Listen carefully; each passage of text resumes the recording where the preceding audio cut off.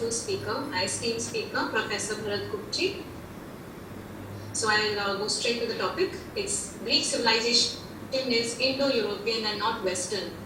So European Renaissance, inspired by Greeks, painted them as colonizers, philosophers, and scientists.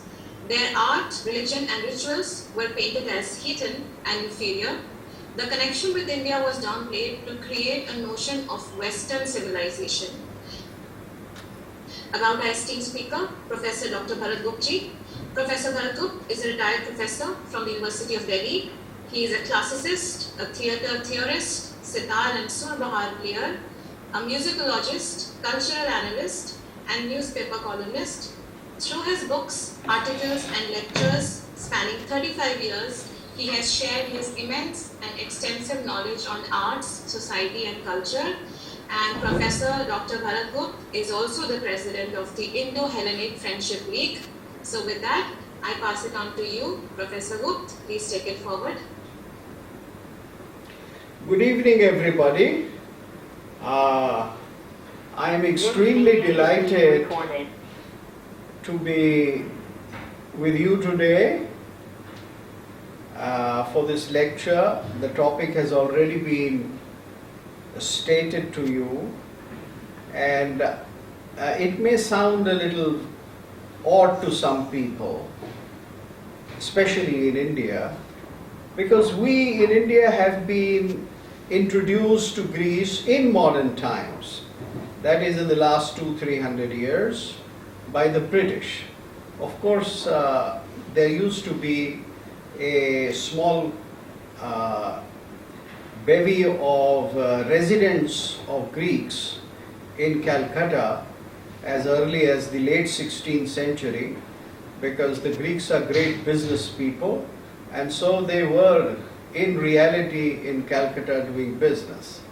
And that was something very useful that resulted in a lot of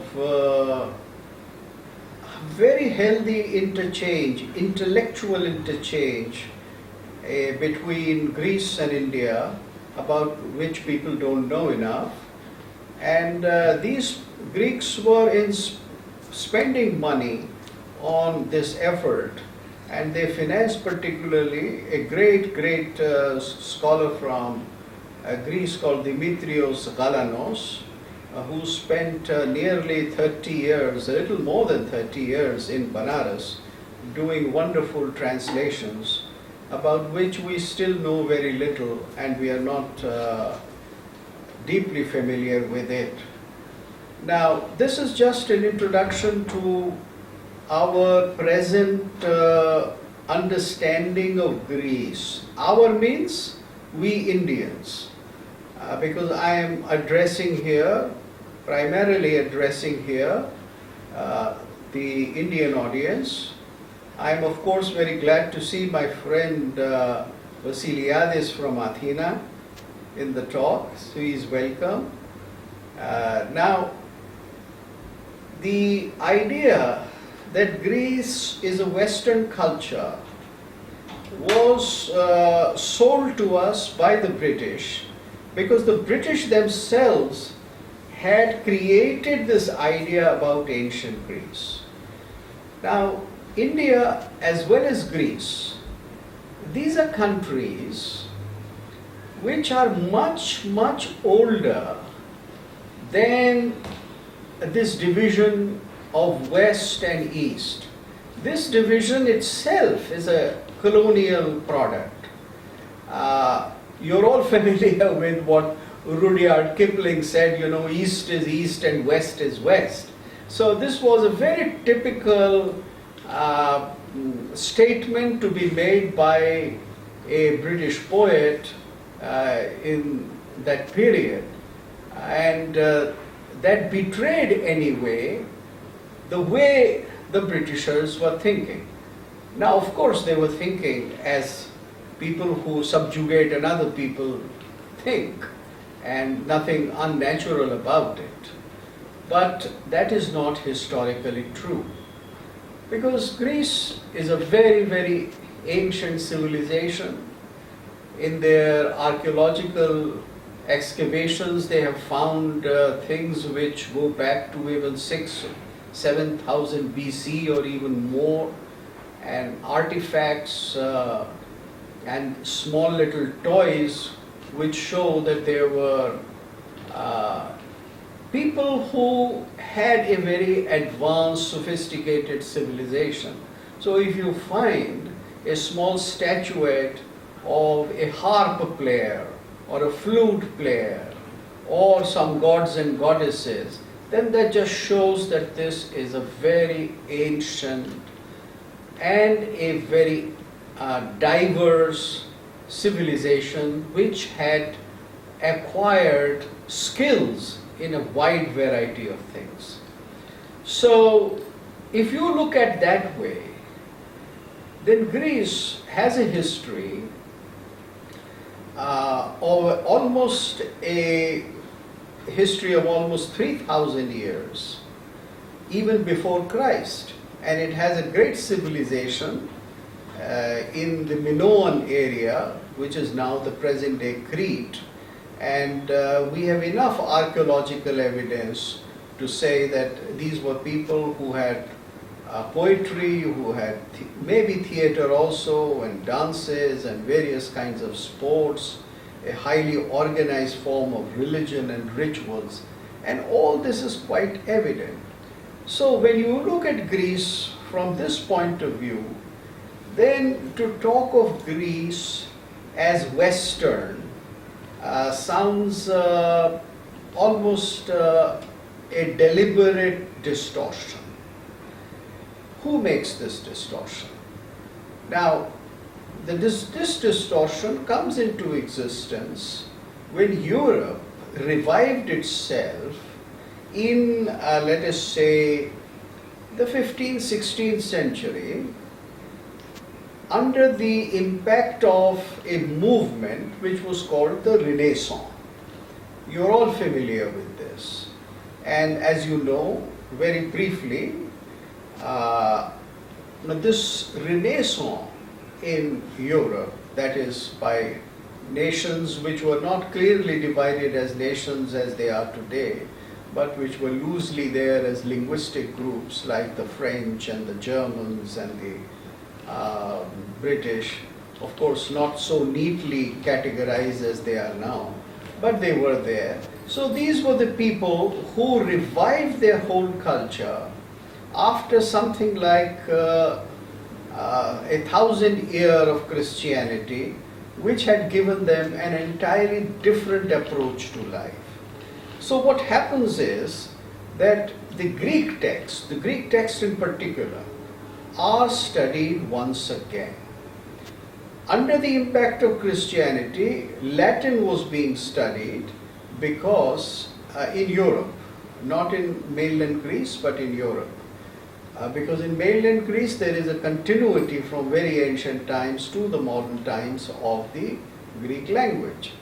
But in Europe, because of Christianity, it was Latin which had become important. So now the original Greek text was studied at this period because so many scholars who lived in Constantinople, which is the present-day capital of Turkey.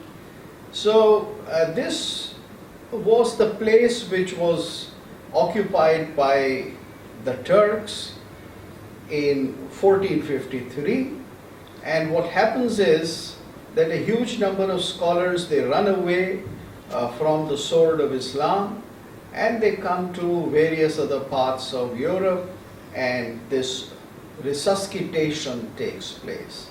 Now, what are the main features? The main features is that the texts are studied again.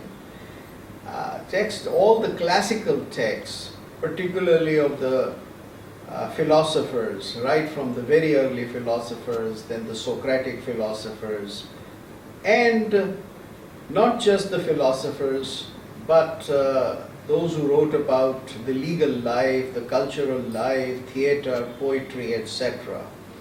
And it was largely poetry, and part of poetry was theater, which had a massive impact on Europe. You see, that was important. For instance, in England, in 1595, Sir Philip Sidney, a very good scholar of classics, he wrote a book called In Defense of Poesy. Poesy, of course, is a translation from Greek word poetiki, making, the art of making through words. So he wrote this famous work which had a massive impact on England and other parts of Europe, where he said that poetry is something which is independent in its own right, and poetry incorporated theatre and various other genres of the spoken word. This is also the period when theatre came under revival. And in England particularly, of course in France and not so much in Germany right now, a little later, but in England particularly, there were great dramatists like Christopher Marlowe and William Shakespeare and Ben Jonson, who were heavily influenced either directly or indirectly by this learning which, in defense of poesy, the work of Sir Philip Sidney had propagated. So, see, there was an entirely different temperament which came about. Christianity had an otherworldliness about it. It was concentrating more upon the reality of the divine and underplaying the reality of the human condition.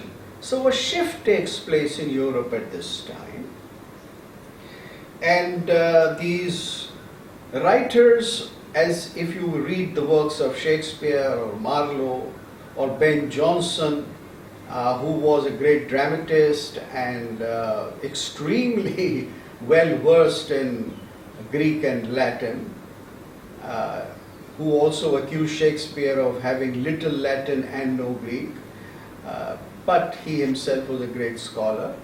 So these people brought into a fresh perception of the world, and this was what may be called a more humanistic approach. Humanistic in the sense that the role of man, and man here stands for man and women. I have to qualify that because the feminist friends very easily take offense if you don't mention.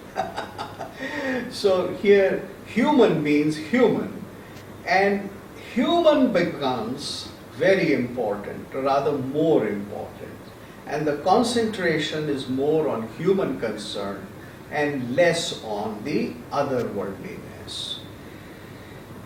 This was, of course, more in books, more in thought, more in beautiful writing, more in literature, but very little in practice.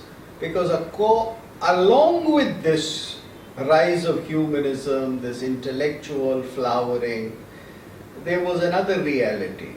And this was the reality of Europeans, particularly the Portuguese and the Spaniards, and later on the French and the British, sailing out to other parts of the world. Now this had become very necessary for economic survival, because the land routes had been blocked by the new Turkish empire which was developing. Most of you perhaps don't know that what is today Turkey was actually Greece.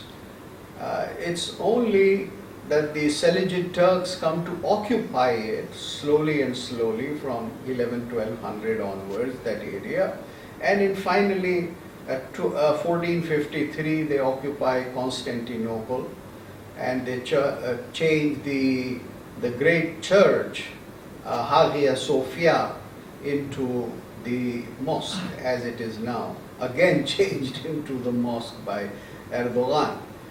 So these routes were blocked, and therefore it was necessary to approach the world through the sea routes so that all kinds of trade from the eastern world, particularly from India, could continue. You see, India had, for various reasons, the image of an extremely rich land. Of course, it was a true image because it was rich at that time because of relative stability in the Mughal Empire. And therefore, if you read Shakespeare, you would find there that he is constantly talking about the rich Indies, a land full of jewels. So that was an exaggerated image in Shakespeare's mind.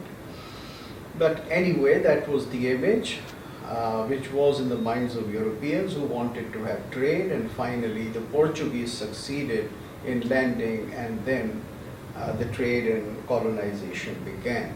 Now, this was the murkier side of humanism, European humanism, in which they began to look upon the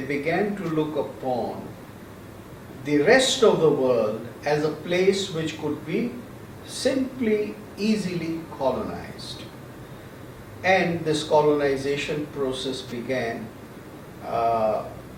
Today's lecture is not on that, but it is sufficient to say that this colonization was very aggressive and cruel, and it was not humanistic in any sense of the word.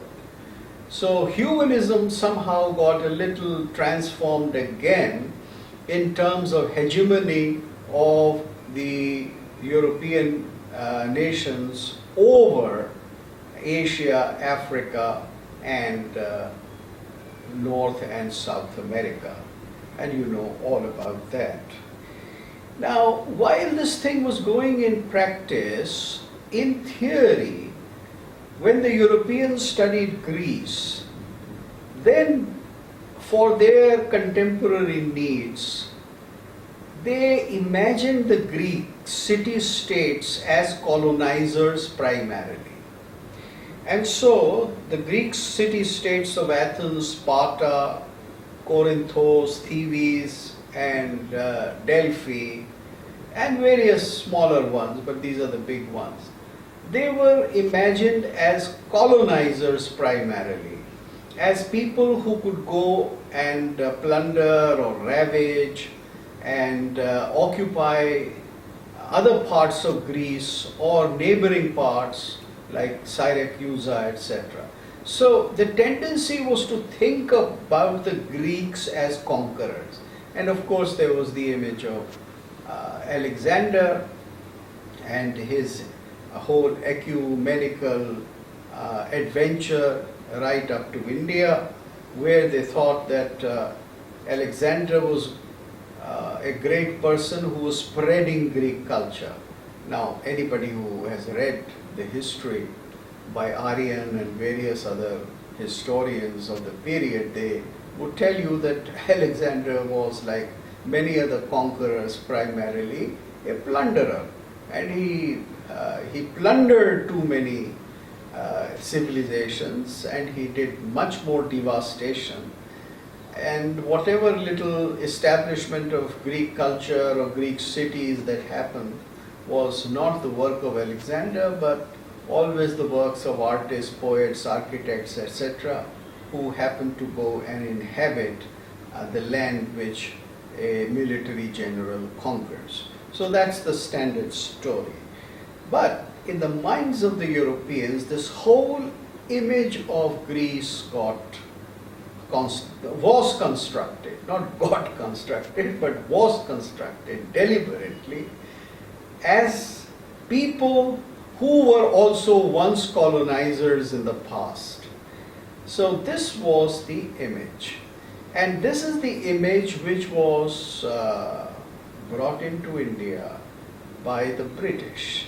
And when the Indians, through English, read about the Greeks, then that's how they read it. Now, in the 19th century, things were quite different because there were Greeks like Galanos who approached India in a very different manner. They approached India as an ancient civilization which had too much to exchange and too much to teach and learn and be in a dialogue with. So this was the attitude of the scholars, and they knew the reality of the intellectual power of Indian texts, etc., and they were primarily interested in that. Of course, the British were also interested, but there is a stark difference between how the non-colonizers, because Greeks were in no way colonizers at that time, and they were studying India from a different point of view. However, the image that dominated, the image which was taught to the Anglophonic class in Greece was of this. Now, if you look at really ancient Greece, then you find that the beginnings of ancient Greece are very different. You see, present day Greece is a combination of the ancient inheritance and ancient culture of Greece and the advent of Christianity. There are no followers of Zeus and Apollon or Athena or anybody who worships or that way in Greece today. But apart from practical religion, the Greeks have a great sense of history in which the ancient culture is felt like a part of their national image and national asset. So, if you look at that, then Greece before the advent of Christianity is something else. And that is the period about which we can talk when we talk of the ancient times.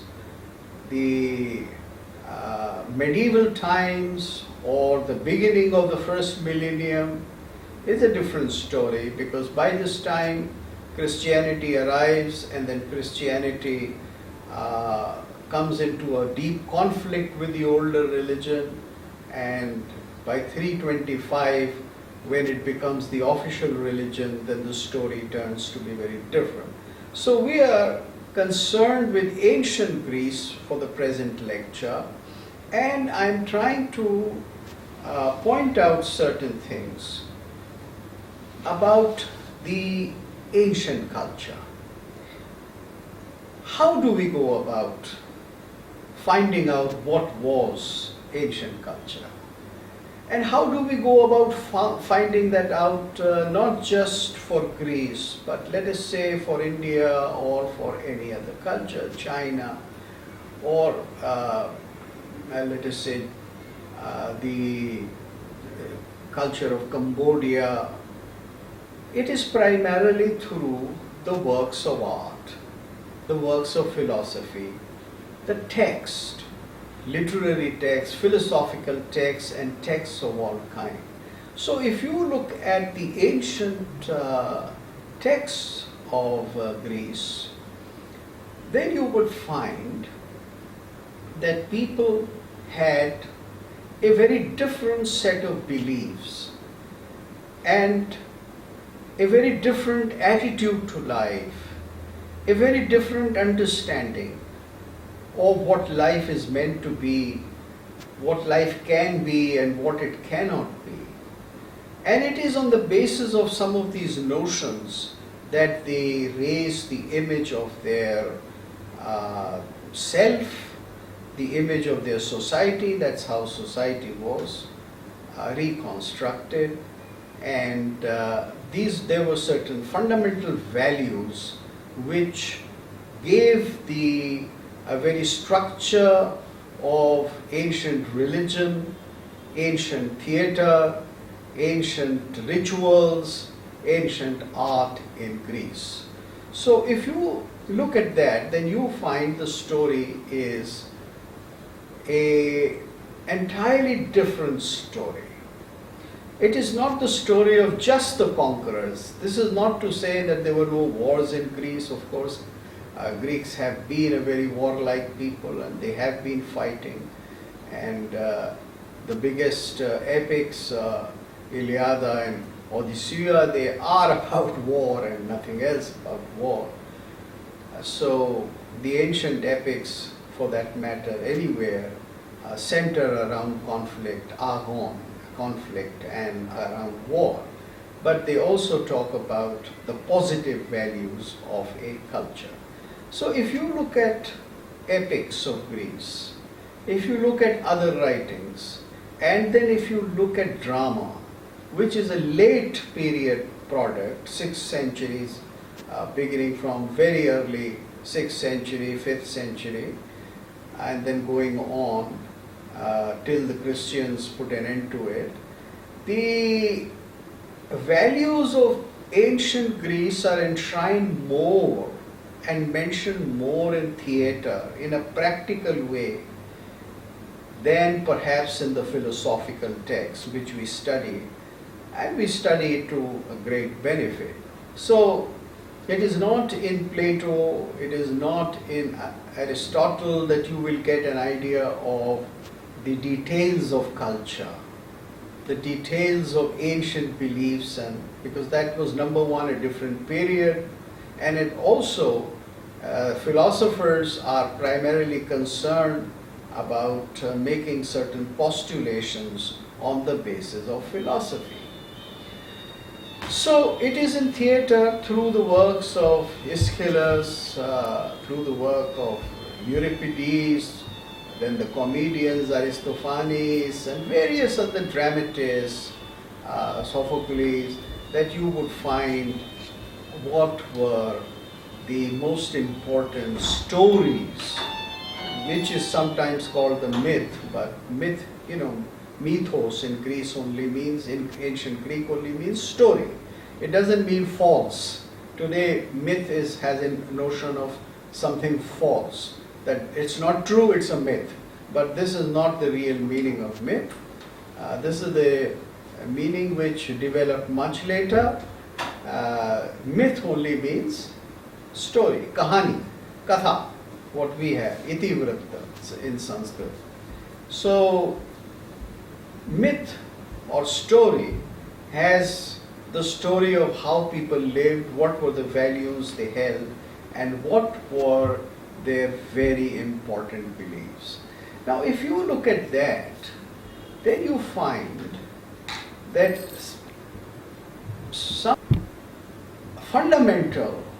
some of the most fundamental beliefs which the Greeks entertained in ancient times, and I am talking here specifically of the Homeric times and the times which continued right up to 6th century BC, because you find the same belief in theatre. And theatre doesn't talk about beliefs which are only in the past. It always talks about beliefs which are still in the minds of the people. So if you talk of this period and if you see, then you see a lot of notions about life, about reality as it was perceived, which has a massive similarity, great similarity with some of the Indian beliefs. Sometimes one wonders that how could this very great similarity occur? Now, I don't want to go into this question as to how did it occur, were there people who traveled, were there texts that traveled, do we have any evidence of that, exchanges? That's a separate story. But today I want to talk about what were these beliefs.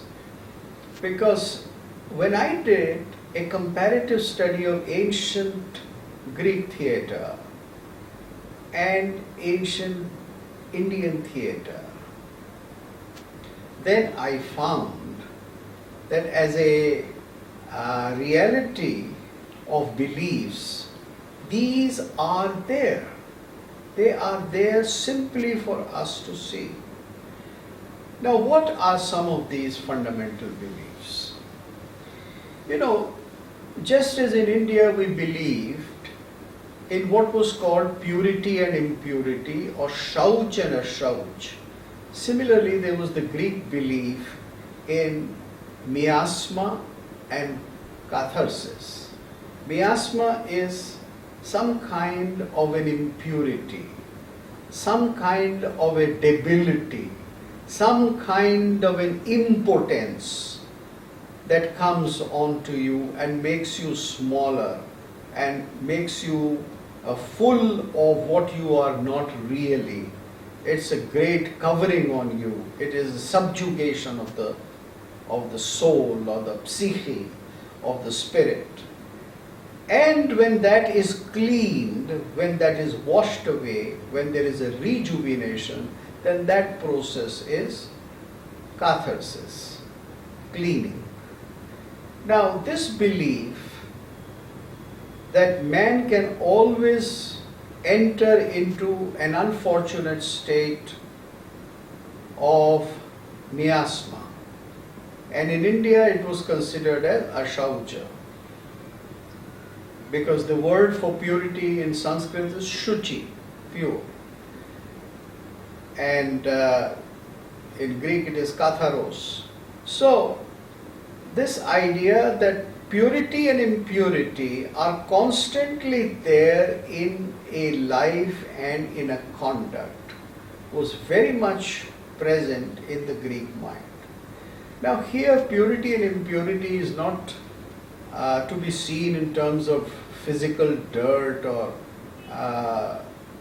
in terms of a stigma only, but it is to be seen in terms of how the spirit is clouded by something unhealthy, by something impure, where the lack of the vital forces happens.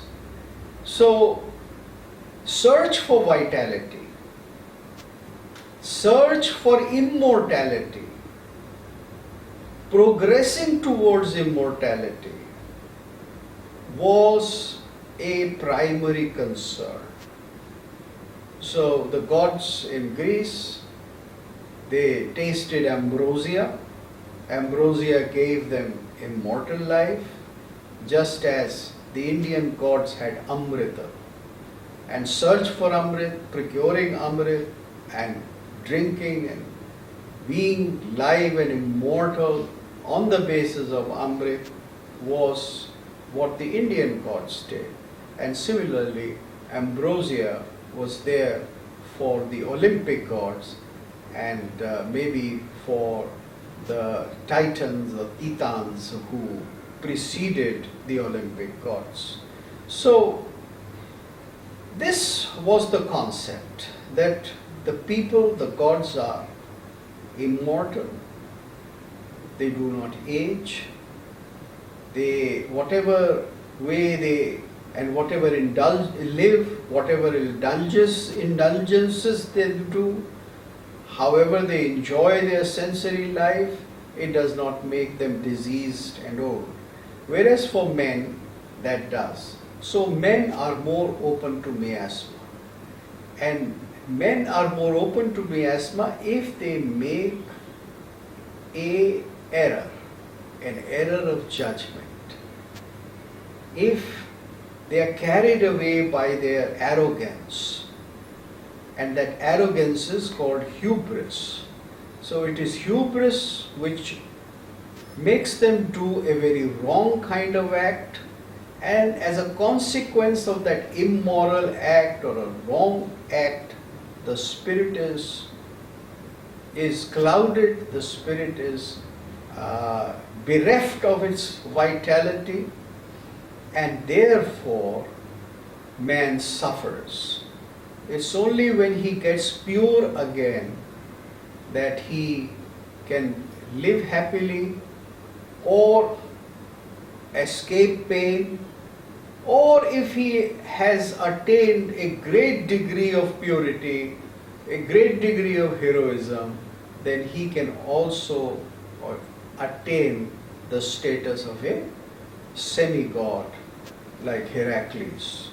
So, you see, this whole notion is something which is so familiar to us. I need not here in India, to the Indian audience, waste time in giving the Indian parallels, because you are all familiar with it, and no need to give you examples from Indian stories or Indian mythology. So this was really the fundamental notion. Now, the concept of catharsis or attaining purity was not just in religious terms. It was in every aspect of human existence. So your mind would get clouded, your morals would be clouded, your whole spirit would be clouded, and if you commit a very grave error, then you would go into that region of the underworld, Hades, where you have to suffer. But if you have attained purity, if you have attained great intellectual height, then after death you would go to that part of the underworld, that part of Hades, where there is sunshine, where there is good food, where there are philosophers. So if you are very ordinary, then you will go to the asphodel fields. But if you are like Plato or Socrates, then you will go to a very different, the Elysian fields. So this whole concept, that action, that free will is something which is rewarded, is a common belief between India and ancient Greece. However, there are limits to human will, because it is the will of the divine, the will of the gods, which is supreme, and that can never be challenged.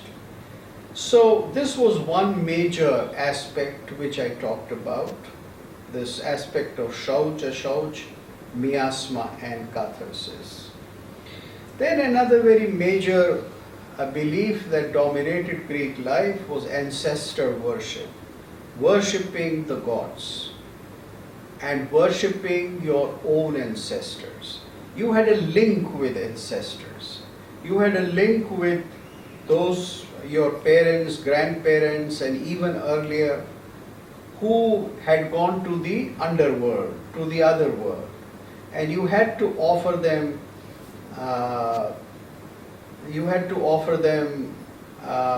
some sacrifices had to be conducted for them, some blood had to be shed, and it was believed that the blood would go to the underworld and it would revive the ancestors, particularly those who were living in the asphodel fields. So you can, in various myths you find these references and very detailed description as to how people waited that the present living children, grandchildren would perform sacrifices as to be revived while living in Hades. This is how.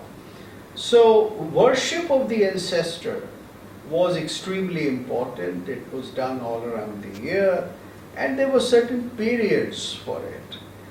The Anthesteria was a period, a holy period in which it was done, and there is a lot which can be said about what happened at this period of Anthesteria. All kinds of rituals and rites and activity was done.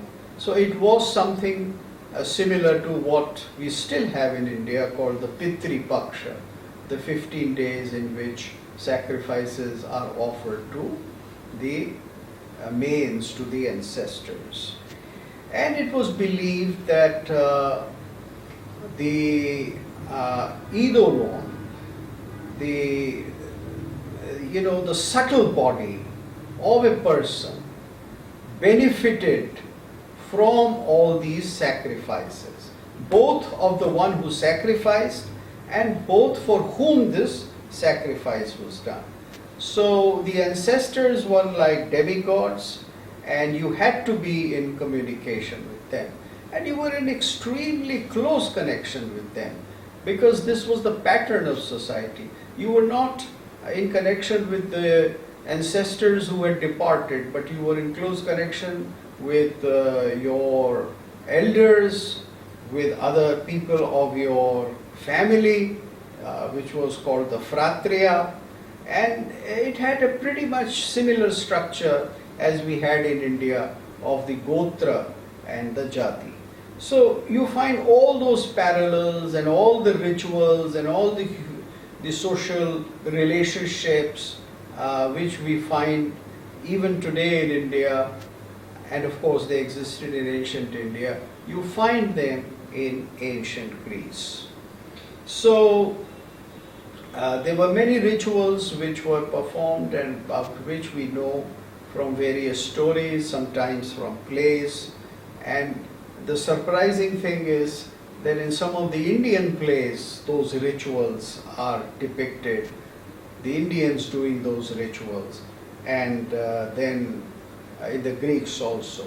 So, for the Greeks, Orestia has a lot of those rituals, and for Indians there are some plays like Vedi Samhar, where one of the rituals is shown, Yudhishthir offering sacrifice for the ancestors.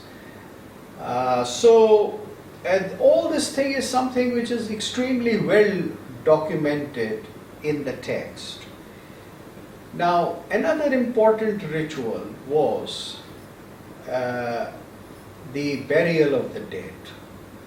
So the burial of the dead, like the last rites, was extremely important, and it was a great cultural issue. After somebody had died, he or she had to be given a proper burial and the rituals performed so that there could be a passage to the underworld.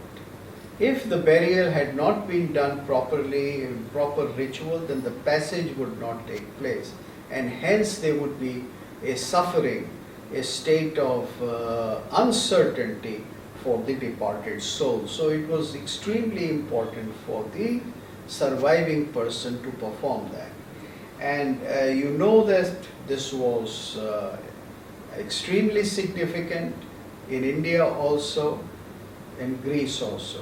Now in Greece, what happened very often in actual practice in ancient times was that as a result of vengeance, political vengeance, sometimes people were not allowed to bury their dead. So you have that beginning with the famous episode of how Achilles does not allow Hector to be buried, and how the rituals to be held for his dead body in Homer. So you have that thing, and then you have so many other descriptions and stories. This did happen, but eventually, in the interest of a person, in the interest of the law, the Viki, the ancient law, the immortal law, it was important that a person is given the opportunity to be buried ritually. And this is what different plays and even Homer asserts. So the worship of the ancestor was very largely related. It's not just ritual. It is not just some kind of a religious practice which had to be done, as some rationalists or some materialists may say today, but it is actually a way of freeing yourself from the debt that you carry from your ancestors. Your ancestors have not only given you a body, a mind, a culture, intelligence, and all these things, they have also given you the ability to choose between right and wrong, between smaller things of life and the greater things of life, between the mortal and the immortal. So you must live a life, and you must perform all those activities, not just rituals, but in life you must perform all those activities which free you from the debt. There are very well prescribed things as to how you will have to settle that debt, and you cannot run away from that debt. So the sense that I owe it to not just my ancestors, not just to my family, but I owe it to my city also, to the society in which I am born. I owe certain things, and I cannot act in a manner that they should feel slighted. For instance, if you recall, and there is this dialogue in Socrates, I think it's called Creo, if I remember it correctly. No, it's not Creo, it's some other dialogue where a disciple of Socrates goes to him on the night before he is to be given hemlock and says, let's run away. And then through a very long argument, there is a whole dialogue. Unfortunately, I forget the name of that dialogue and the disciple today. Socrates says that, look, I owe it to my city that I cannot run away. Because if I run away, then my city would say that we raised you, we gave you education, we gave you a life.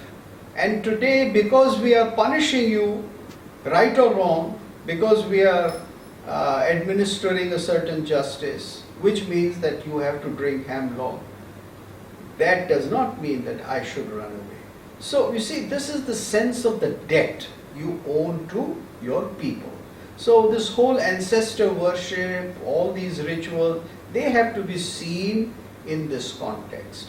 And you have the same identical concept in India, which is mentioned in the Smritis as the Pancha Yagya, or the 5 debts that we have. So you know about that. I have many more things to cover, so I'll not go into that. Another great belief which was very common to Indians and ancient Greeks was protection to the supplicant. That is, if somebody says, please save my life, and you say, yes, I will, then you will put your own life at stake to protect his or her life. Even if that person has committed a crime and is running away from justice or running away from some kind of a vengeance, proresis as it was called. Even if that person is running away, you will say, okay, I will protect you. So I have given you a safe refuge, what is called in Sanskrit Sharan. And I have given you this word because you are a supplicant. You have surrendered before me and you are asking for protection, and now I give you my word for it. That person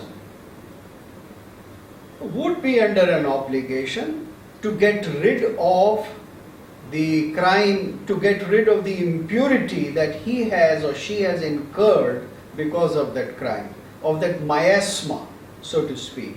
So there were rituals, like worshipping Zeus Katharios, Zeus that purified, etc.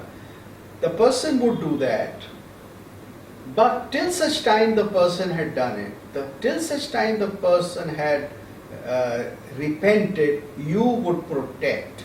And there are many cases of it, many examples of it in various mythologies of Greece, and they are to be found in the plays also, where an enactment of the story is done. So this was protection to the supplicant. Sharanagata Raksha, as it may be called in Sanskrit, Sharanagata Raksha. You are protecting the Sharanagat, one who has surrendered before you. Even if he is an enemy, even if he was fighting you in a battle, and if once he says, okay, now I accept defeat and I surrender to you, and I fall at your feet, and I touch your feet. In ancient Greece, they didn't touch feet, they touched the knees. Indians used to touch the feet, they still do, but ancient Greeks used to touch the knees. So, if he has done that, then you have to protect. So this was something which was entirely common. Now, if you had given your word, then word is in itself sacrosanct. And there is the power of the word, or what is called the vachan in India, that you have given your word, you have taken an oath, and the power of the oath was very important. You cannot transgress your oath. If you do, then you incur impurity, then you incur miasma. For instance, in the play Oedipus Rex, in the mythos of Oedipus, Oedipus says, I am going to find out the person who is responsible for the plague which is visiting my city of Thebes, of which I am the king. And then it is discovered that he himself is responsible for that. But he, even when he gets an inkling that he may be responsible, he doesn't run away. And when the truth is told, he admits it and he punishes himself by blinding himself. His wife, who was also his mother, she punishes herself by suicide. So, this sticking to the word, this was a very strong feature in the lives of ancient Greeks. So if you had made a promise, then you executed it. So Heracles went to bring back from Hades the wife of his friend Alcestis. He fought with the god and he brought back the lady and gave it back to her friend. And Hippolytus, he had promised Phaedra, his stepmother, that he would not betray her secret. And he doesn't, even though he has to pay through his life. His father kills him because of that. So we have all kinds of examples, parallel examples in India. You know that, I need not mention. So this was the major reason for power of the oath. So I'll go on to the next thing. What was called in Greece the science or the art of mentia, or the art of reading certain omens, what we call in Sanskrit shakuna, reading the omens. Shakuna, of course, means watching the movement of the birds. Similarly, watching the movements of entrails of the sacrificed animal and various other things, throw of dice, etc. These were the methods of pronouncing the future, of making a prophecy.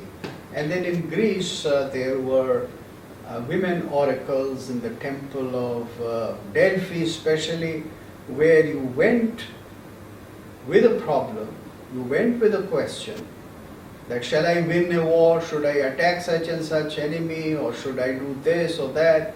Then you were given a reply by the priestess of Apollo, the woman who was dressed as a man, some people say, and the answer would be given to you in some kind of a mysterious verse, and that verse would be then deciphered by some other specialist, and you would do all that to find out what was the message of the oracle. So the power of the oracle was highly significant, and you really had to honor it.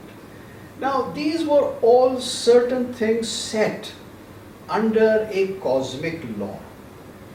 The cosmic law was very important. Remember that just as the ancient Indian universe, when you read the ancient Indian text, is not anthropocentric.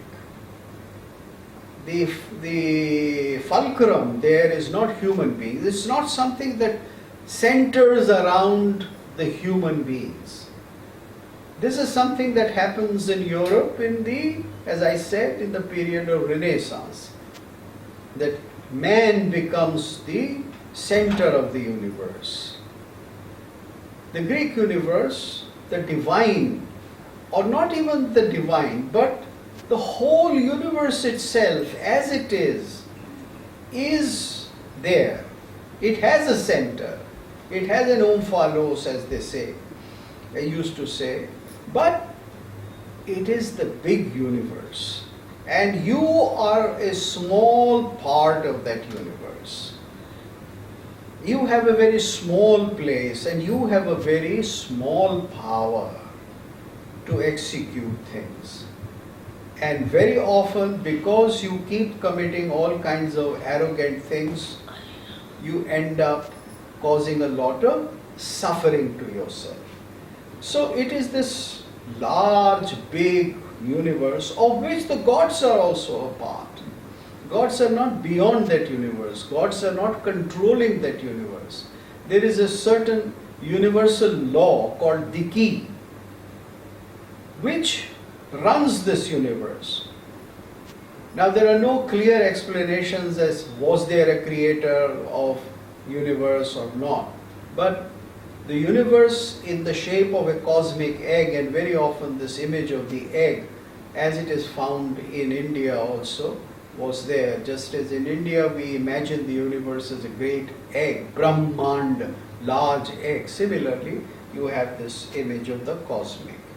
So I made an attempt to capture some of the ancient beliefs or the contours of the ancient Greek universe and compared them with the Indian notions.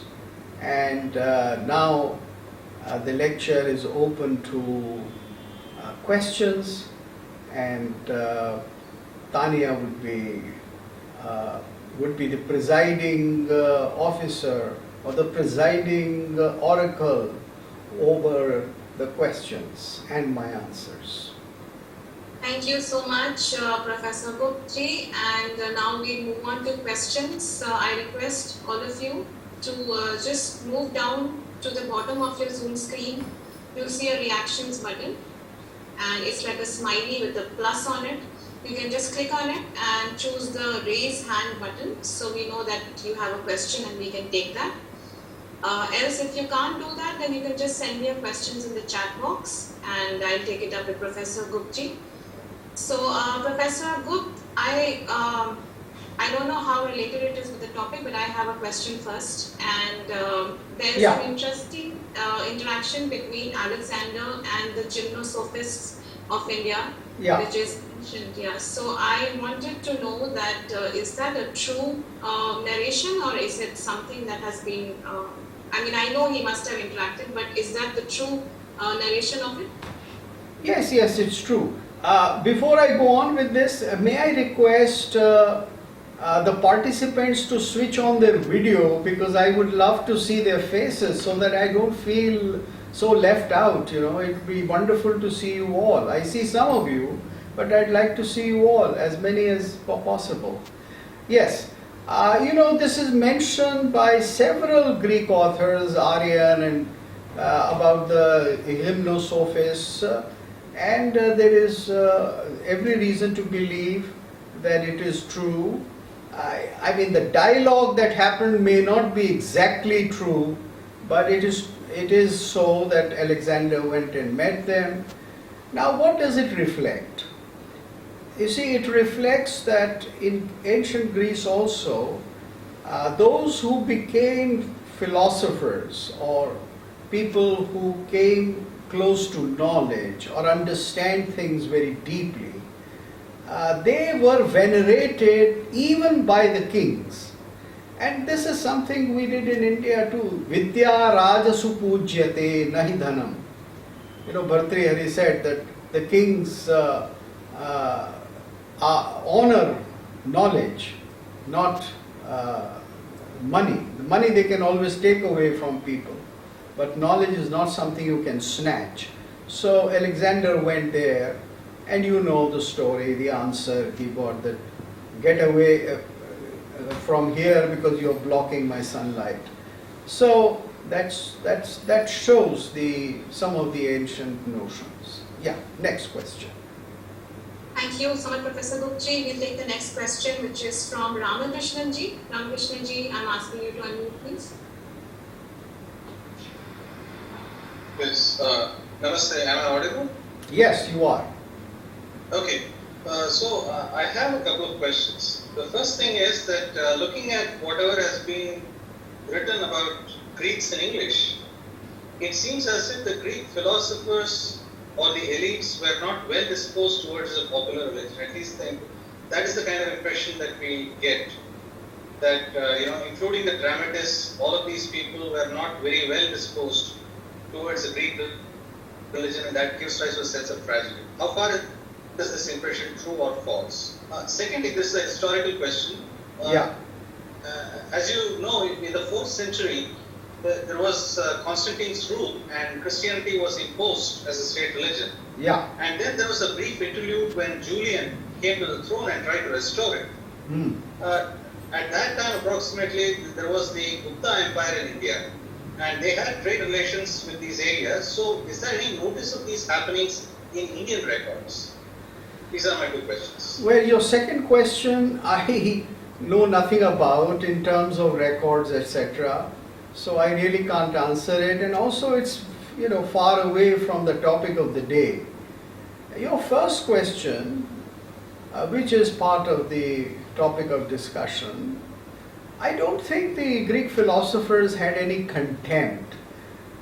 We must be clear in our minds that let's not impose our present day notions of equality and democracy on ancient cultures, either ancient Indian culture or ancient Greek or Chinese or whatever. You see, people were not hesitant to make a hierarchy in terms of quality or in terms of power or in terms of rights, what we call rights today.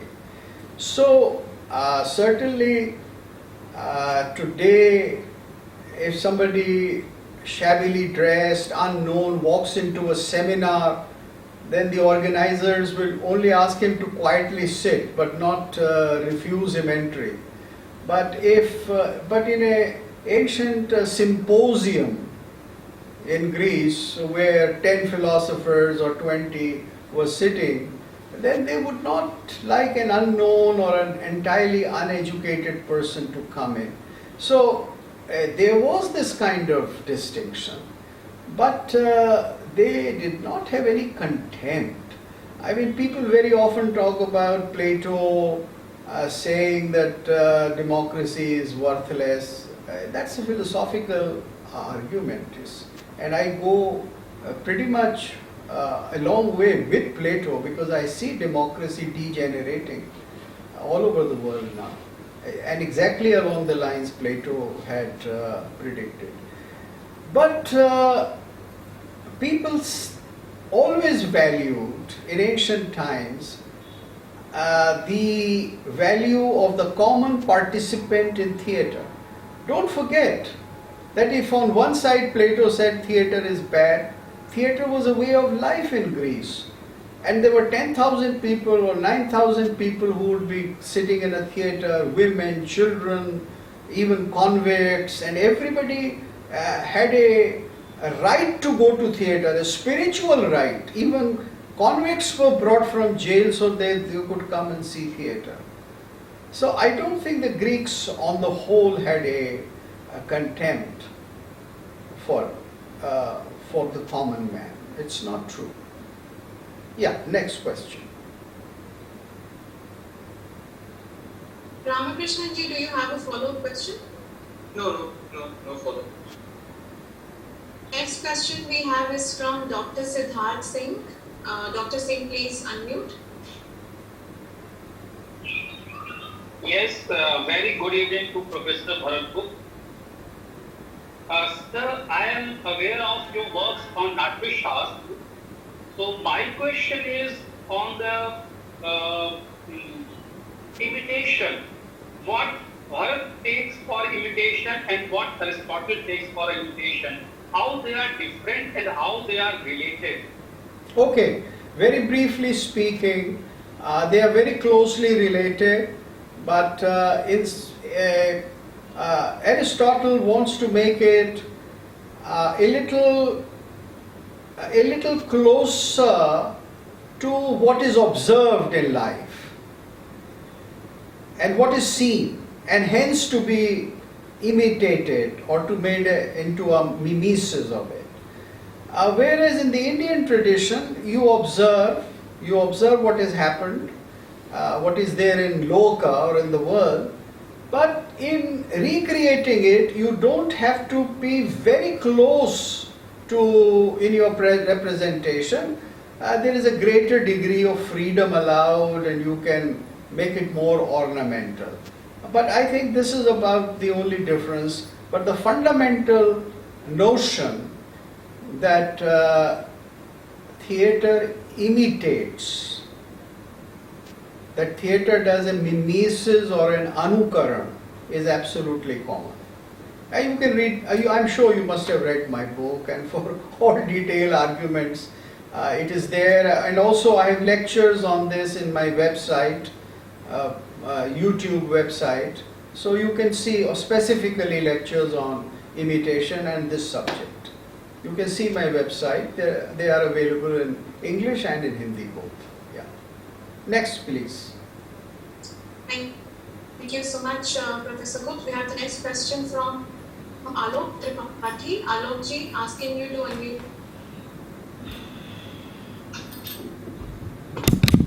Shekhar ji, Shwetank ji, asking you to unmute.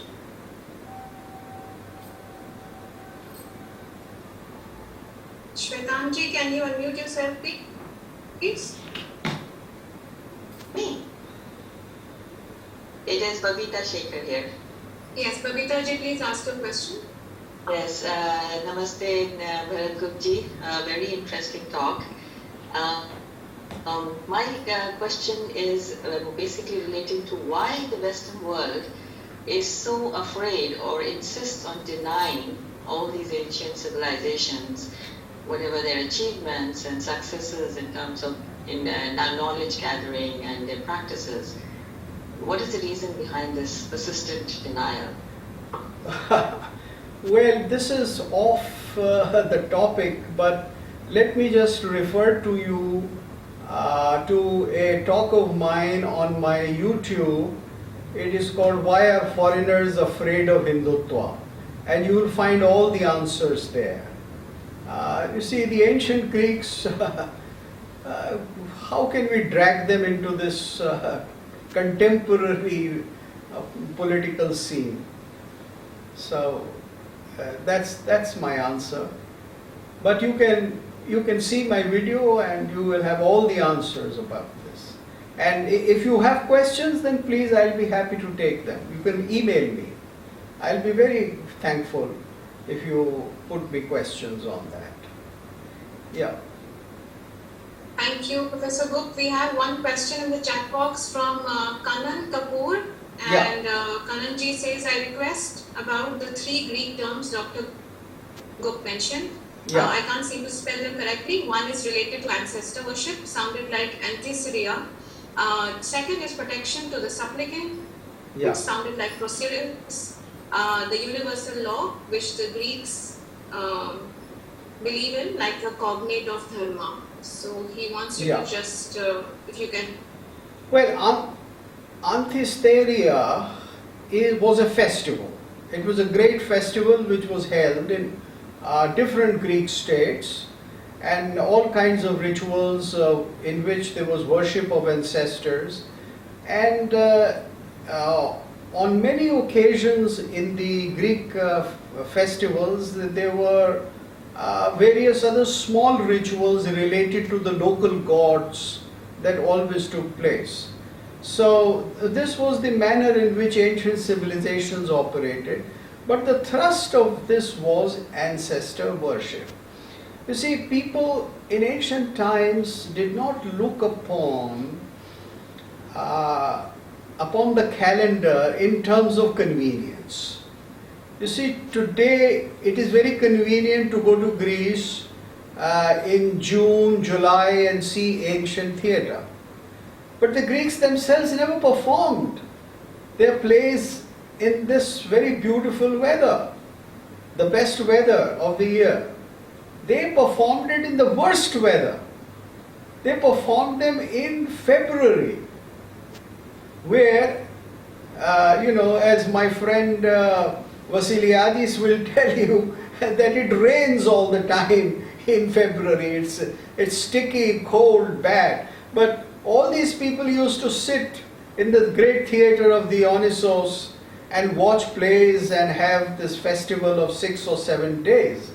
The festival of Dionysos, because this was the sacred period according to the calendar for the god. The god Dionysus, as they say in English. So they would do it in his honor, in his period, irrespective of the fact that it was uncomfortable for them. So many things were done because you owe it to somebody. So that was the Anthesteria. Then I think the question is about Diki, or the law, which is the unwritten law, but which is to be felt, which is to be understood, which is to be recognized, just as the notion of Rit in the Vedic Samhita is not something which is spelt out.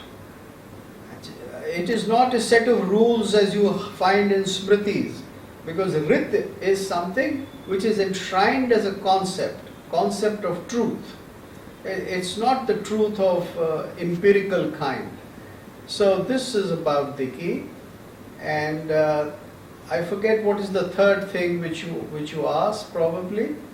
That was, Professor Gupta, the protection to the supplicant. Yeah, protection to the supplicant is I don't remember right now the Greek word for it, but it was this word which you gave, and the protection that you provided, although your life came into a danger because of that. And this was very common, because when you will say that I'll protect you, then somebody will come to pursue that person, and you will have to ward off that person, fight that person, and sometimes even die fighting. So this was the code of honor. And you observe that honor, because honor was something which had a price in life. Price not in the modern sense, money wise, but in sense of honor. And the Greek word for that was timi. Now of course you also have a price timi, a price tag today also, but the ancient timi meant that this was my honor. So everything has a price, but everything is not to be sold. So if I have given my word has a price or an honor or a timi, and it is not something which can be sold. If you give me money, then I'll take back my word. We are all familiar with this. Raghu kil reet sada chali aayi, pran jai parvachan na jai. It's exactly the same. Yeah. Yes, Thank next you, please. Professor Gupta. Before I move on to the next question, I would like to introduce a very esteemed guest today who's with us on this webinar, and that's Dimitrios Vasiliadis, and he's the president of the Hellenic Indian Society for Culture and Development in Greece, and I would like to just ask him to unmute and say something.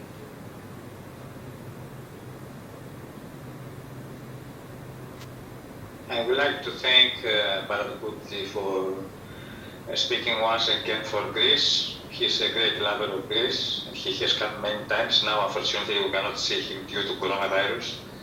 We hope that the borders will open soon. And I will be able also to come to India. I'm planning to come in December. We have a program there with ICCR, exhibition of paintings and fashion of Greek for the 200 years of Greek liberation. And we hope that we will be able to meet and to have some speeches there. But group has worked a lot for the Greek culture in India, apart from the drama, the theatre. Also, we had, I was there when he organized with the Indian Indira Gandhi National Center of Arts, the conference, International Conference on Galanos, for whom he spoke. And we are very grateful to him for all the work he does. And the speech was very enlightening, very good. I wanted to ask, if Greece is the basis of the Western civilization, then why we differentiate that Greece is not Western? Because West means Greece. You know, the values of West are from Greece, apart from Christianity, which Christianity also in some way is a continuation of the Greek philosophy, with the Trinity and all this, if we go to the philosophical aspect, not the ethical and the administrative. Then why is the difference, this difference West and Greek civilization? All the values, democracy, Olympics, theater, or whatever West is based on the Greek civilization. So why you have made these terms in the title of your speech, saying it's not a Western? Yeah. Greece is not a Western civilization. Yeah, yeah. Well, I am very happy. First of all, that Dimitrios is here, and we are very old friends, and we keep working in our different countries for this close interaction between India and Greece.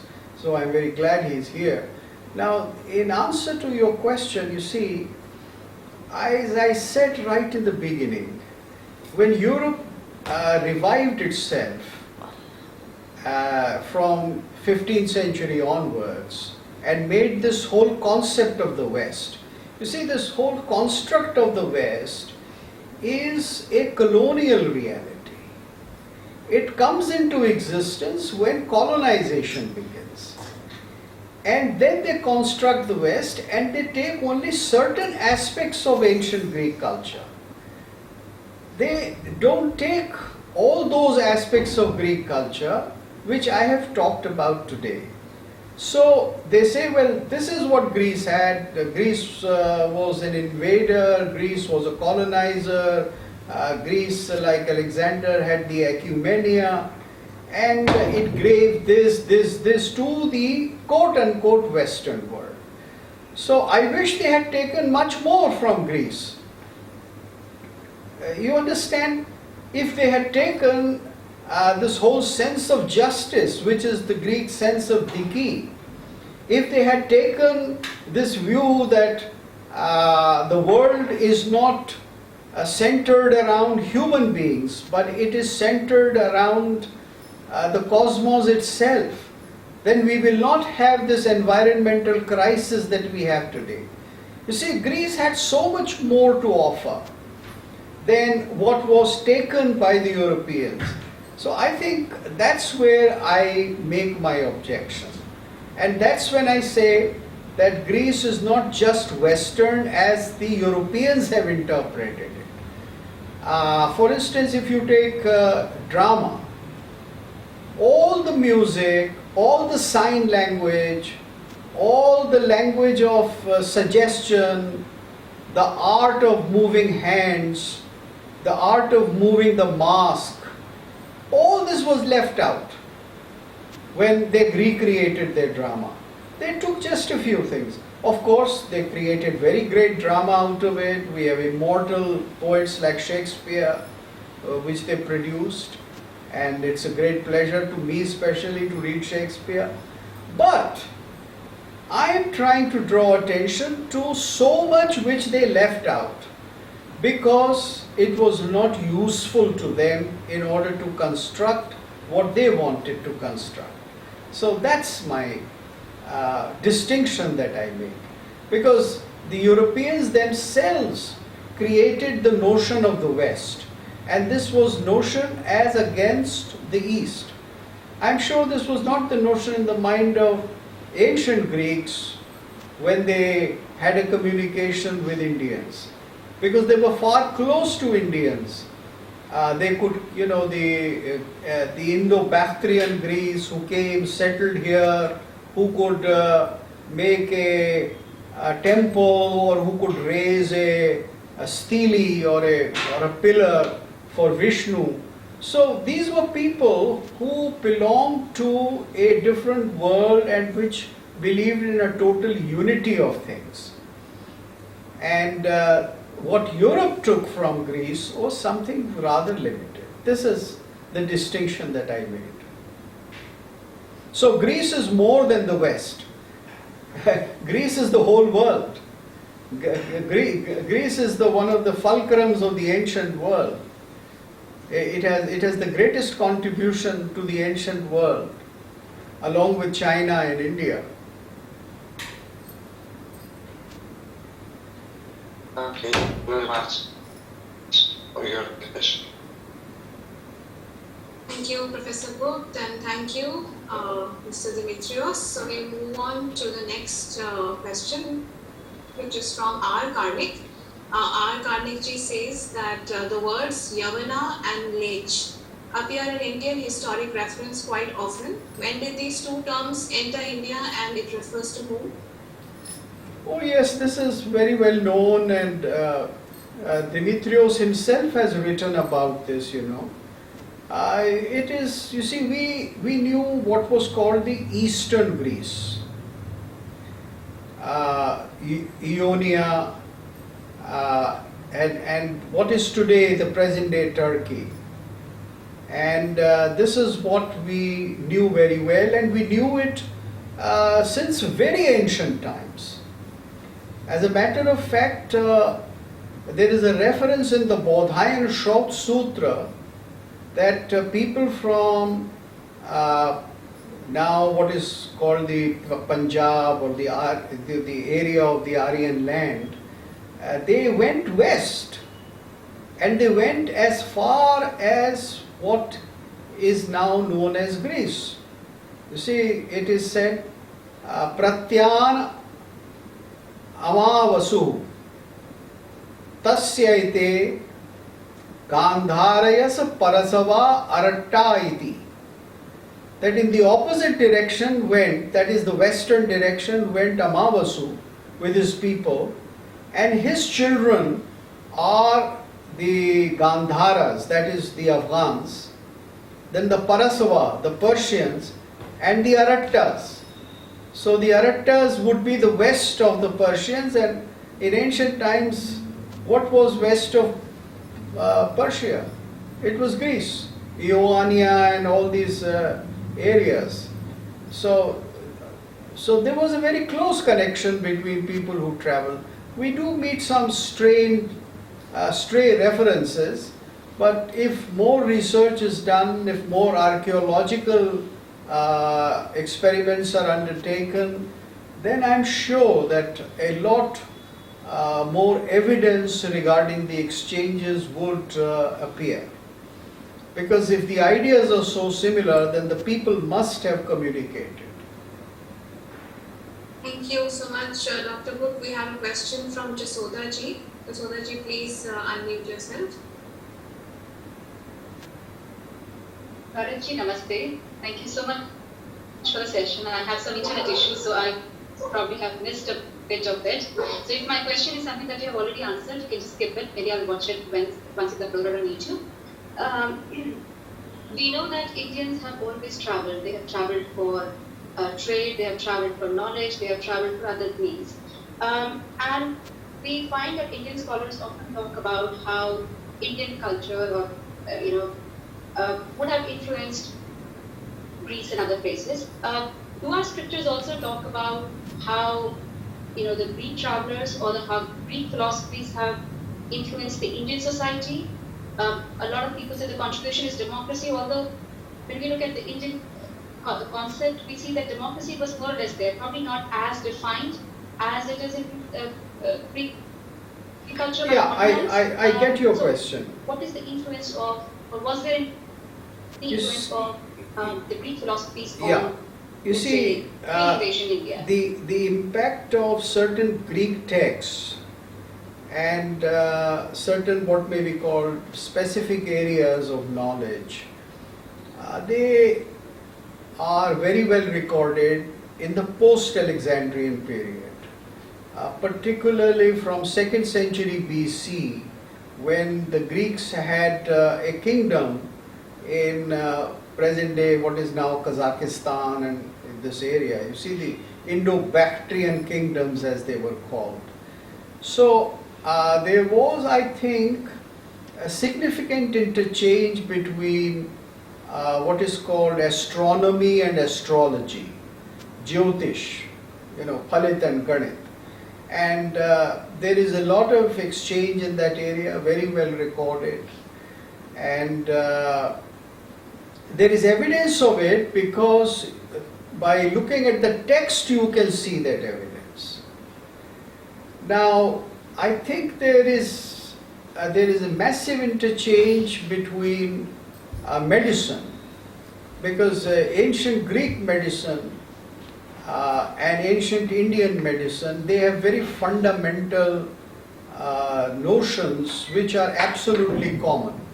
Like Ayurveda believes in Vat, Pit, Kaph, 3 dhatus. So the Greeks also had, Pythagoras also postulated the 3, he made 4 out of the 3. Vat, Pit, Kaph, they became, bile became white and yellow, black and yellow. So, and various other things I don't have time to explain. I have papers on it, you can see them on the net.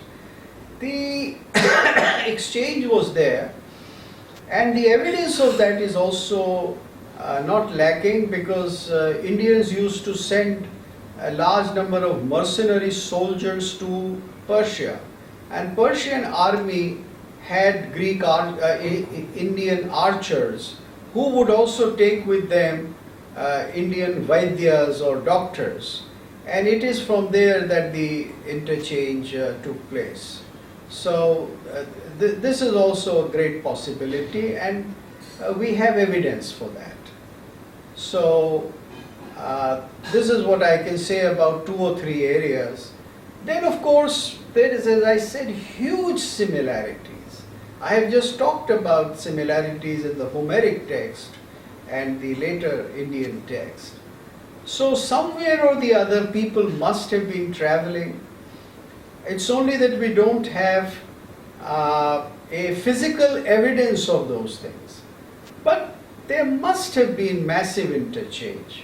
It cannot be that ideas are so similar, and for such a long time, and for such a long period. And we know that people were traveling. We don't have evidence of Indians traveling into, so far, we don't have into, let us say, the Minoan culture or into the Pelasgian area, what is now the sea between Greece and Turkey. But I think I'm quite hopeful that if there are more excavations, then evidence will come up.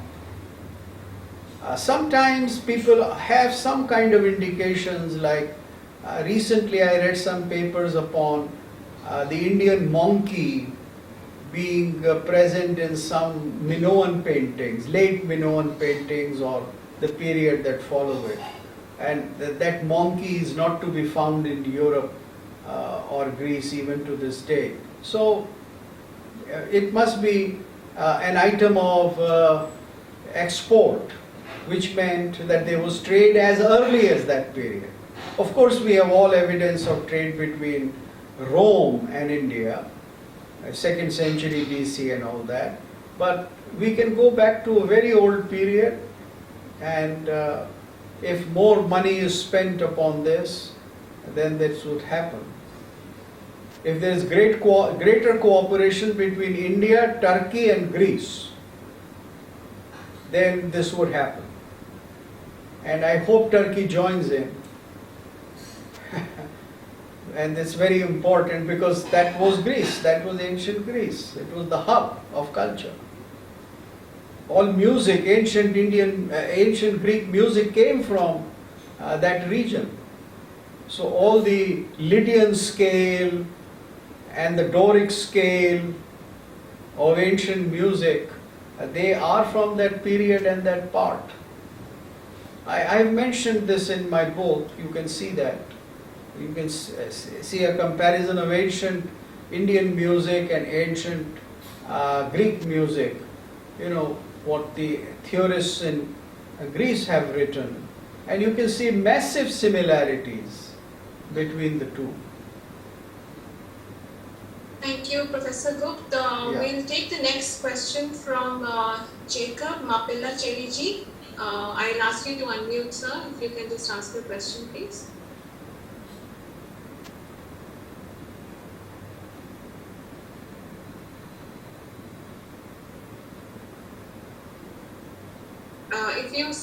If you can speak up, Jacob Ji, we can't hear you. No, I think your mic is not working. Do you want me to ask your question on your behalf? Okay, right. So I'll ask your question. Jacob Ji asks that Indica mentions that one Heracles had come to India from Greece 6,000 years before Megasthenes' time, and that the Pandyas of Tamil Nadu are descendants of his daughter Pandey. Is there a corresponding mention in our texts? No, I don't know of it.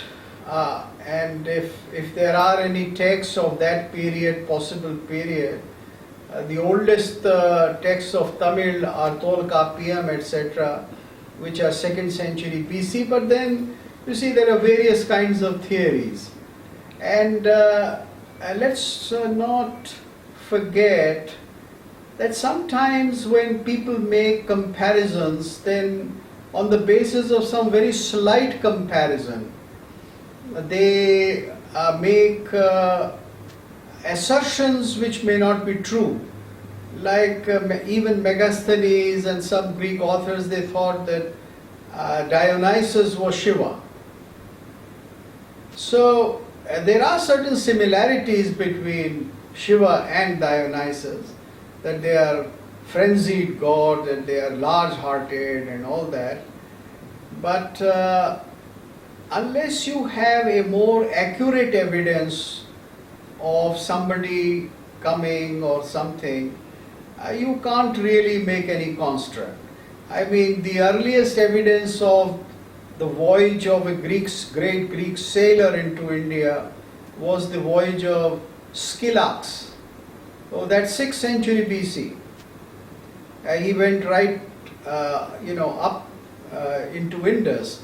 Obviously, people had explored India. That's how Alexander thought of invading India. He had some kind of a map and there was a knowledge about India. So that's the oldest evidence of a Greek visiting so far in texts and in other. But I think that if excavations are done, this is my own hunch, that if excavations are done in Crete, where the Minoan culture once existed, and in Turkey, and in the islands, like these islands like between, in the sea, there you will find some very important clues. And those would be very decisive clues. You see, these artifacts are able to show the connection and prove it. Then we can build slowly more and more. I think we need a great archaeological revival now in the world, for the ancient world, and for the ancient cultures to understand how they had lived and how they had interchanges between themselves. Because ancient cultures were constantly interacting. even if there were wars between them, they were all also very good and healthy interchanges. Professor Gupta, the next question is from Nanda Kumarji. He says, did Stoicism draw anything from ancient Indian thought? Well, obviously there are very similar notions and people have written a lot about this, and a friend of mine had a PhD on this, and he wrote a Miltiade Spiru, his name. He has written a whole book. I hope it is published now. Unfortunately, he passed away. So he had some very good leads, and I'm sure there must have been some exchanges, some ideas, and the notion that by totally controlling the senses, you achieve a divine perception, or you achieve an extrasensory perception. You see, this is the notion common to Stoicism and to the idea of tapa, the Indian idea of tapa of various kinds. So, this is certainly so. And this has been pursued in Christianity also later on. You see, all Christianity is not colonization and going out. The inward going Christianity, and particularly Christianity in Greece, has a long history of this sort. And you can still see great living examples, present day living examples of this. If you go to Mount Athos, I have been there a couple of times and I have spent time there, so I know it. So these are people who are in a different set of reference, in Christian terms, pursuing the same kind of goal. Professor Cook, we have the next question from Ioana Florentina. Yes. If I ask you to unmute, please ask. Hello, am I audible? Yes, go ahead. Hello, sir. Yes. One of my thoughts was regarding this aspect of individualism coming from this, let's say, Western type of thinking versus the non-individualism that I can see or have experienced in India, where like the giving up of the self, the ego, versus the idea of personality, of a growing personality in the Greeks. And I wonder if these two very different ideas, if they clashed somehow during Aristotle's time or in the time when Alexander entered India. Because I was just curious about all the universities, the ancient Indian universities that might have impacted also Alexander and what came after Alexander, the 200 years of Indo-Bactrian culture there. And I wonder if these two massive types of, the different types of perceiving reality, if they in a sense, if they get the shape yes. then or not. Yeah, Thank you. Individualism, as we know it now, is a very, very modern, recent thing. There is a big difference between the individual or the self. The notion of the self or the individual who seeks knowledge, as you find in Plato or you find in Aristotle, or as you find in the ancient Greek idea of eudaimonia, that is uninterrupted flow of pleasure, which is a very higher kind of pleasure, pleasure of knowledge. Now, this is something that an individual would achieve. It's not something which a city would achieve. It's not something you find in theater. Now, this is the notion of the person attaining some kind of understanding, knowledge, or pleasure. Now, this is the ancient world, whether in Greece or in India. But what you call individualism is a very modern European product, where the person becomes more important than, let us say, the community or the nation, where the whole fulcrum of existence is the individual. So it is a notion that comes into the history of human thought with Rousseau, where you say, my freedom is freedom, my liberty is liberty, and my brotherhood or sisterhood is real relationship with other. You see, after the Romantics, there is a whole different way of thinking. So individualism comes into existence with the Romantics. It comes, that's why you have Goethe, writing Dr. Faustus. You can't have that kind of thinking, let's say, in ancient Greece. In ancient Greece, the individual, the person, is too small to demand that society should look after him or should adjust itself or change itself according to him or her. I don't find that idea. I don't find that idea at all in the ancient world or in the medieval world. It's not even a Christian idea. In India, in Christianity also, that kind of idea doesn't exist.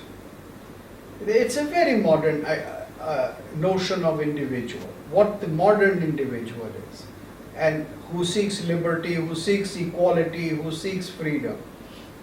So I don't think, in my view, that it has anything to do with ancient culture. Yes, the individual or the person could be wronged. Like in the story of Agamemnon, the play, and in that whole myth, Clytemnestra was wronged because she was abducted and married by Agamemnon. And then her daughter was sacrificed, Iphigenia was sacrificed. So she felt that she was wronged, that she had suffered pain at the hands of her husband. But that is not individualism, because they interpreted that suffering in moral terms. That Agamemnon had no right to abduct her, he had no right without her will to sacrifice his daughter. So even according to ancient Greek terms, he did something wrong. And that's how the person would assert her or his right for vengeance or for redressal, but not in terms of the individual, that it is my personal freedom to do this, and you may agree or you may not agree. And then this whole notion of certain modern philosophical thought that one man's meat is another man's poison. That I enjoy this, I like it, I live this way, you live your way. And this notion of pluralism is not a part of any ancient society. Because ancient societies were very cohesive. Yeah. So we have a very interesting fact that's been passed on to us by Sachin Agarwal ji. I'll ask you to please pass that on to the speaker as well. Namaste Bharat ji. Namaste Sachin, namaste. How are you? Doing well, surviving. Right. Before I come to the thing, I have discussed you with many times, but what you mentioned about of the island of Crete, there is a very interesting thing which came to mind while you were speaking in the life of Swami Vivekananda by his eastern and western disciples. When he is coming back from the first time to India, passing the island of Crete, he has a great vision of a rishi-like figure who said there is the origin of Christianity and India's connection with Buddhism, Theraputas, which became Therapeutics. And he has this vision and he pointed to the island. What is that island we just passed? The word soul Crete, we have just passed the island of Crete. That interesting fact that something archaeological thing must be dug up near in Crete and Minoan was recorded by Swami Vivekananda in his life by his Eastern Western disciples 100 years back. There is a connection and the archaeological digging should be done there. Well, I hope somebody undertakes that archaeological digging, they'll find something useful. Even if they don't find what Vivekananda ji saw, we will find something useful if archaeological excavations are done. Many people have, made these similarities. There used to be a Greek scholar about 30 years ago in a town called Trikala in Greece, and he had this notion that the Minoans had gone to India and they founded the Harappan civilization. So this was on the basis of the imagery of the bull and various other things that he believed in it. And I met him, I talked to him, I think in 96 or 7. And I said, but is there any archaeological evidence, textual evidence or anything else? And if that is not there, then just on the basis of some similarities, we cannot make a narrative. You see, so certainly seers do have vision, and it is true that visions of great seers like Swami Vivekananda are extraterrestrial messages. And if we do a proper scientific follow-up or an archaeology, then maybe something can come up.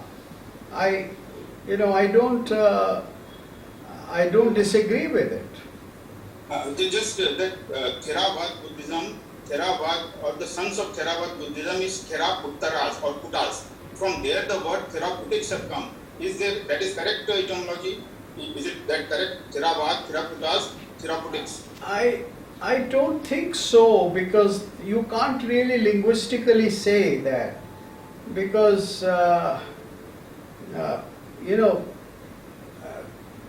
the therapia or therapathy or that is an entirely different linguistic meaning and compound in Greek. And Theravada and Thera, I don't think you can associate the two. It happens very often that in some languages the words are identical, but the meaning is entirely different. So just on the basis of one thing, such a presumption cannot be made. And the Minoans, they were a very different kind of people. If there is one thing about them certain, then it is this, that they were very, very far from any ascetic way of life. From whatever evidence we have, archaeological evidence, they were into a very dynamic life, enjoying life. Of course, this may not be the true picture for everybody living there. That may be the picture of the royal people, the royal kingdom.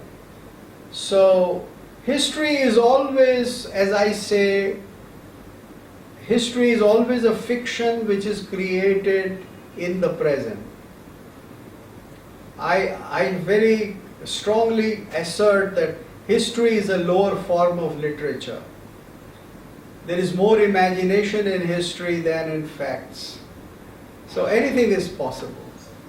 What question actually I put was that our historical narrative with Aryan invasion coming in 1500, which was built during the colonial times, but from the Greek sources like Megasthenes and his fragments as quoted by other Greek historians. Yeah. We have from their Greek records a history of India stretching to 7th millennium BC.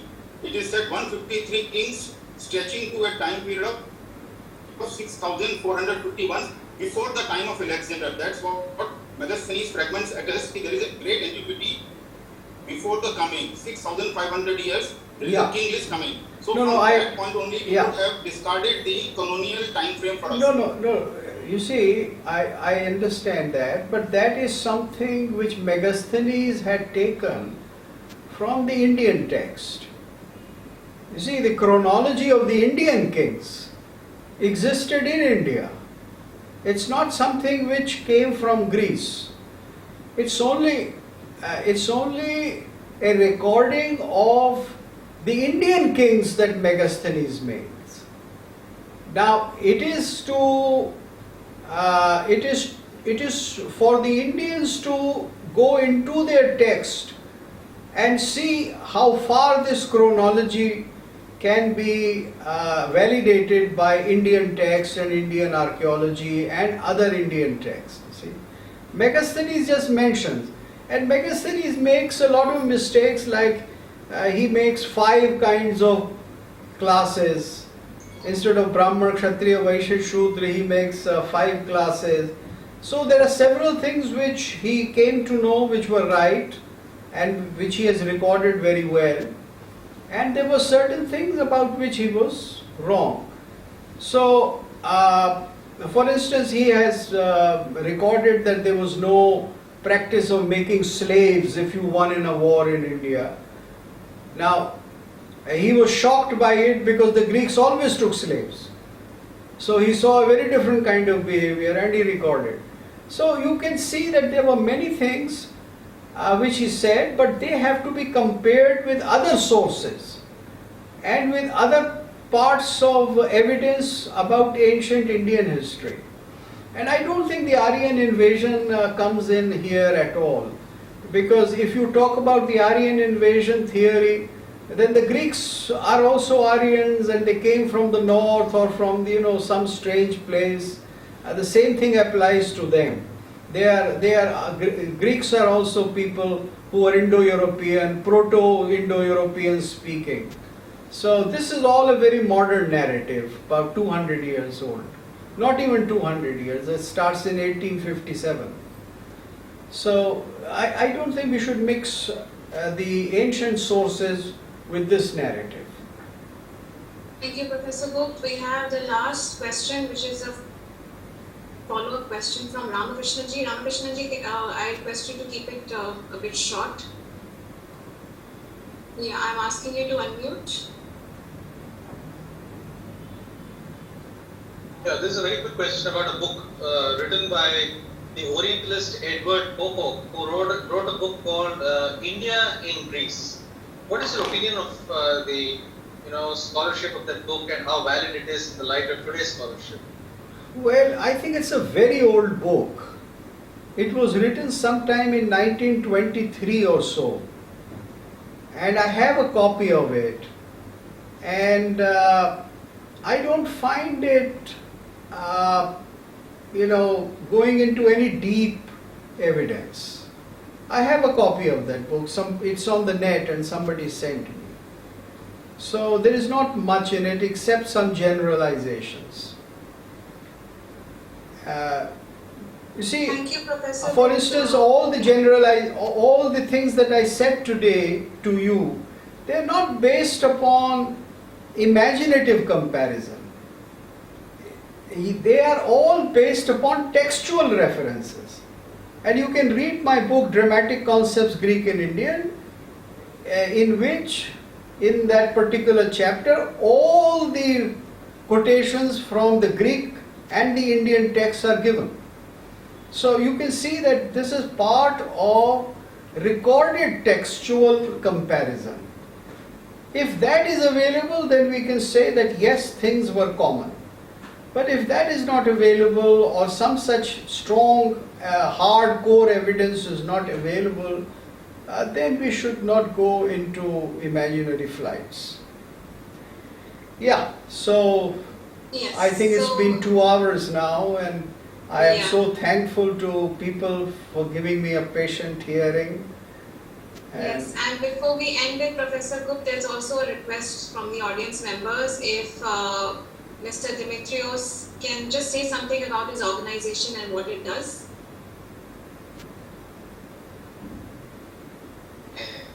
Just because I hear all this nice speech, I wanted to say we have a plan to make a statue of Megasthenes in Delhi. I don't know if you have heard about this, Paradukuptaji. Because recently we made a statue of, India made a statue of Mahatma Gandhi inside from the Indian Embassy in Athens. And from our side, our society, the Hellenic Indian Society, we have, from our members, we have collected some money to make a statue of Megasthenes. What is your opinion on it? Because I see you a bit critical. Because we consider also Megasthenes as one of the first sources of the Indian history. Yeah, and that's he's true. the first reported ambassador to India, foreign ambassador, personality in Indian history. Yeah. But in Greece, we don't honor him so much. Nobody almost knows him. So in India, everybody knows Megasthenes because in the schools you study the history. Everybody, some people even consider him as the father of the Indian history. So I thought we made a statue because I had the proposal to make Sikander and Alexander and Porus. But I thought, as you said, Alexander was an invader, while Megasthenes was a scholar and he wrote about the Indian history and Indian culture. She will be the more appropriate person to make his statue, maybe in the area where the embassies are there. All the embassies in Delhi, they are together in one place. So we may. Yeah. You know, my reaction is that if a statue for Megasthenes is to be raised, it should not be in Delhi, it should be somewhere in Bihar.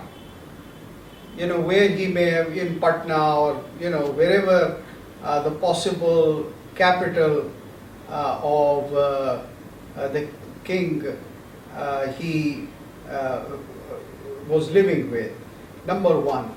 But if you talk in terms of national exchange, then I would say that it would be best to have a statue of Socrates, because Socrates symbolizes the best of the philosophy of Greece, and Socrates is known in India even now to a very large, wide variety of people. And the writings of Socrates through his disciple Platon, they are read. So I think Greece would be recognized and a closer relationship would be there if Socrates is represented. I think that, of course, he never came to India, or he has perhaps not even mentioned India, but he symbolizes the best of Greek philosophy, and we should recognize him by that. That's my opinion, you know. After all, people make statues if they can pay for it, and whosoever pays for a statue and arranges for it makes it. Megasthenes, of course, had a contribution, but if it is to be made, it should be in Patna, or it should be in the region where Pataliputra supposedly was. That's what I would say. Not a bad idea for a diplomatic thing. Yeah. Thank you, Professor Gupta, and thank you everybody for joining in today. And it was a wonderful session. We have talks lined up tomorrow as well, 11 a.m. and 7 p.m. Indian Standard Time. So I request all of you to join in. There are talks on the creation of Bangladesh and the genocide that happened, and then there's another one which is on classical dance in the evening.